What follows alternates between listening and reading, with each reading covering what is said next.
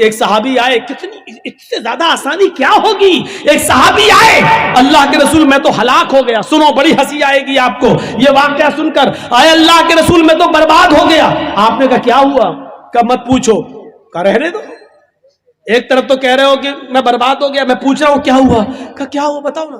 کہ اللہ کے رسول پوچھنے میں بھی شرم آ رہی ہے. کہ ان اللہ لا یستحی من الحق, اللہ تعالیٰ حق بات سے نہیں شرماتا ہے. بتاؤ کیا بات ہے. کہ اللہ کے رسول میں روزے سے تھا اور روزے کی حالت میں بیوی سے مل لیا. آپ نے کہا اوف, فرض روزہ تھا. اچھا, ہم بستری کر لی.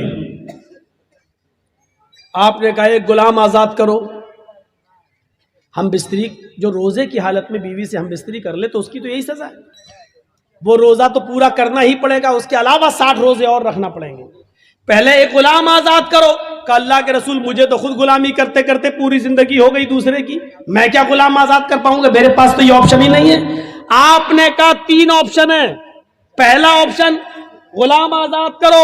کہنے لگا نہیں کر پائیں گے, میرے پاس طاقت نہیں ہے. آپ نے کہا 60 روزے رکھو مسلسل پے در پہ کنٹینیو. کہنے لگا اللہ کے رسول 60 روزے, 60 کہاں. کہ ایک روزہ میں تو یہ حالت ہے کہ بیوی سے مل لیا, صبر نہیں ہوا. آپ کہہ رہے ہیں 60 روزے رکھو, میرا کیا حال ہوگا. میں تو نہیں رکھ پاؤں گا, یہ بھی طاقت نہیں ہے میرے اندر. اور کمزور آدمی رمضان کے روزے تو بڑی مشکل سے رکھ پاتا ہوں, اس کے علاوہ 60 روزے اور میں کیسے رکھ پاؤں گا. آپ نے کہا پھر تیسرا ایک اور آپشن ہے تمہارے لیے. کہا کیا؟ کہ 60 مسکینوں کو کھانا کھلاؤ. کتنے؟ کہ 60. کہ اللہ کے رسول شاید آپ کو میرے گھر کا حال نہیں معلوم. آپ نے کہا تم نے کبھی بتایا ہی نہیں تو معلوم کیا ہوگا. کہ اللہ کے نبی صبح اگر مجھے کھانے کو مل جائے تو شام کو بھوکا سوتا ہوں, اور شام کو مل جائے تو صبح بھوکا اٹھتا ہوں, پھر صبح نہیں ملتا. میرے گھر میں 2 ٹائم کا کھانا نہیں بنتا, میں 60 مسکینوں کو کھانا کہاں سے کھلاؤں. آپ نے کہا رکو, اچھا 3 آپشن تمہارے پاس, تینوں نہیں ہے. کہاں دیکھیے پھر بھی راستہ نکالا. کہا کیا؟ رکو, نماز کا ٹائم ہوا, آپ نے لوگوں سے کہا اپنے بھائی کی مدد کرو, اس کو غریبوں میں کچھ دینا ہے, مسکین ہے, خود غریب آدمی ہے. اچھا, اب چندہ ہوا اس کے لیے. کھجور ہی اس زمانے میں چلتا تھا, کوئی 2 کھجور لایا, کوئی 5 لایا, کوئی 10 لایا, اور ظہر سے عصر تک چندہ ہوتا رہا. پورا 10 کلو کا ایک ٹوکرا بھر گیا کھجور کا. اتنا بڑا ٹوکرا بھر گیا.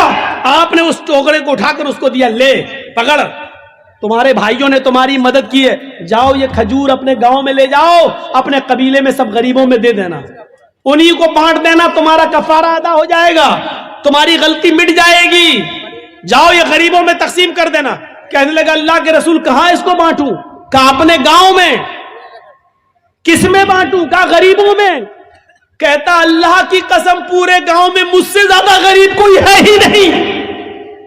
یہ دیکھیے, اے اللہ کے رسول پورا گاؤں آپ دیکھ لیجئے, میرا پورا قبیلہ, میرے پورے گاؤں پورے قبیلے میں مجھ سے زیادہ غریب کوئی ہے ہی نہیں. یہ سن کر اللہ کے رسول کی بھی ہنسی نکل گئی. کیا کہہ رہے ہو؟ پورے گاؤں میں تم سے زیادہ غریب کوئی نہیں. کہا نہیں, تو جاؤ تم خود ہی لے جاؤ, خود کھا لینا, اپنی بیویوں بچوں کو کھلا دینا, تمہارا کفارہ ادا ہو جائے گا. یہ آسانی. جرم بھی کیا, آپشن بھی نہیں ہے تینوں میں سے کوئی ایک, چندہ بھی ہوا اس کے لیے, اور اللہ کے رسول نے کہا جاؤ غریبوں میں بانٹ دینا, تو کہتا مجھ سے زیادہ غریب کوئی ہے ہی نہیں. تو آپ نے کہا تم ہی کھا لینا, جاؤ اور اپنی بیوی بچوں کو کھلا دو, کفارہ ادا ہو جائے گا. یہ لیجیے, یہ آسانی ہے, آسانی. اس سے زیادہ سہولت اور کہاں ملے گی. اس لیے انسانیت سیکھو. انسانیت کا سب سے بڑا علم بردار کوئی مذہب ہے تو اسلام ہے. آپ بتائیے یہ تعلیم کہاں ملے گی. وَلَا تَسُبُّوا الَّذِينَ يَدْعُونَ مِن دُونِ اللَّهِ فَيَسُبُّوا اللَّهَ عَدْوًا بِغَيْرِ عِلْمٍ. یہ کہاں ملے گی تمہیں تعلیم. دنیا کے کسی مذہب کو اٹھا کر دکھا لو. آج بہت لوگ چلاتے رہتے ہیں ہم یہ ہم وہ, اور آج بنے بیٹھے ہیں لوگ, کرسی سنبھالے بیٹھے ہیں, لیکن یہ دکھائیں اللہ کیا کہہ رہا ہے. لا تسبوا الذین يدعون من دون اللہ, جو لوگ اللہ کے علاوہ غیر اللہ کی عبادت کرتے ہیں, مدد کے لیے غیروں کے پاس جاتے ہیں, غیروں کی عبادت کرتے ہیں, تم ان کے بزرگوں کو برا مت کہو, ان کے معبودوں کو برا مت کہو. لا تسبوا الذین يدعون من دون اللہ, جو اللہ کے علاوہ غیروں کی عبادت کرتے ہیں تم ان کے بزرگوں کو گالی مت دو. کیا کہا؟ ان کو گالی مت دو. کیوں؟ فَيَسُبُّ اللَّهَ عَدْوًا بِغَيْرِ عِلْمٍ، پھر وہ دشمنی میں تمہارے اللہ کو گالی دیں گے بغیر علم کے، پھر وہ جہالت کی بنیاد پر وہ تمہارے رب کو گالی دیں گے. مسلمانوں، یہ سب سے بڑی نصیحت کی اللہ تعالیٰ نے مسلمانوں بتایا. کیا؟ اگر کوئی ہمیں الٹا کہہ رہا، غلط کہہ رہا ہے، تو اس کا یہ مطلب نہیں کہ تم بھی اس کو الٹا کہو گے. کوئی ہمارے، یہ بتائیے، کوئی پاگل کتا اگر ہمارے پیر میں کاٹ لے، اب آپ سمجھ جاؤ تو مزہ آ جائے ہم پاگل کتا کس کو کہہ رہے ہیں. اگر اس پاگل کتے کو آپ سمجھ جاؤ تو میری پوری تقریر کامیاب ہے، اور یہ نہیں سمجھ پائے تو پھر بیکار ہے. ہم پاگل کتے کا نام اس لیے نہیں لے رہے ہیں کیونکہ ان چینل والوں نے مجھے مجبور کر دیا ہے، سچ بولنے پر اور کڑوی بات بولنے پر مجھے مجبور کر دیا ہے. نہیں بولتا ہوں میں. اب یہ آپ کو اشاروں میں سمجھنا ہے. ان چینل والوں نے اپنا چینل چمکانے کے لیے مجھے وہ جملے نہ بولنے کے لیے مجھے مجبور کر دیا ہے. اب ہم نہیں بولیں گے، کسی بھی جلسے میں نہیں بولیں گے. اس پاگل کتے کو اگر آپ سمجھ جائیں تو مزہ آ جائے، پوری تقریر آپ سمجھ جائیں گے. وہ پاگل کتا کون ہے؟ اگر کوئی پاگل کتا ہمیں کاٹ لے تو اس کا جواب یہ نہیں ہے کہ ہم بھی اس پاگل کتے کو کاٹیں. کیا کوئی عقل مند اس پاگل کتے کو کاٹے گا؟ اچھا یہ بتائیے کہ ایک پاگل کتے نے ہمیں کاٹ لیا، اب ہم اس کو کاٹنے جا رہے ہیں تو لوگ ہم کو کیا کہیں گے؟ یہ بھی پاگل ہے. کتے نے کاٹا، پاگل تھا تو بھی اس کو کاٹ رہا.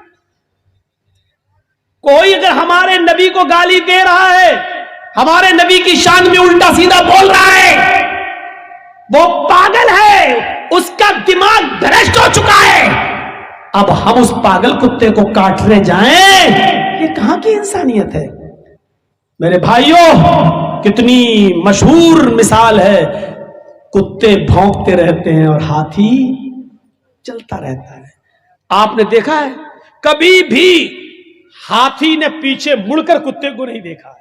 کتے بھونک رہے ہیں، ہاتھی چل رہا ہے. کیوں؟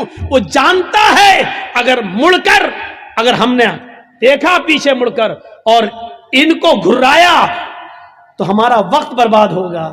ہم جہاں جانا چاہتے اس منزل سے ہم رک جائیں گے.